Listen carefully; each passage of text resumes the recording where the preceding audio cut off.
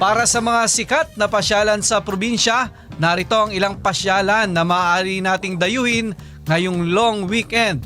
Simulan natin sa pasyalan at authentic na pagkain sa Sariaya, Quezon na dinarayo. Magbabalita si Den Mauricio Clasio.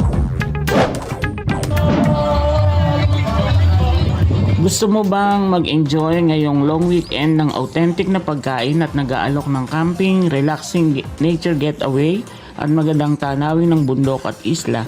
Halina at pumunta sa Barangay Mamalawan sa Sariaya, Quezon, na kilala bilang isa sa mga pangunahing jump-off point lokasyon sa paanan ng bundok Banahaw. Matatagpuan dito ang mga pasyalan tulad ng Mount Banahaw View Deck and Cabin at iba pang kainan na nagsiserve ng authentic na pagkain. Isa rito ang sinulbot.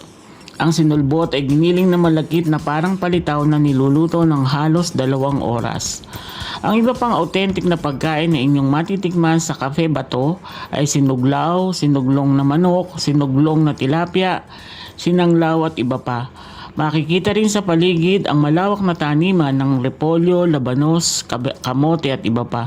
Mula sa Sariaya, Quezon, Den Mauricio Clasio para sa 100% balita.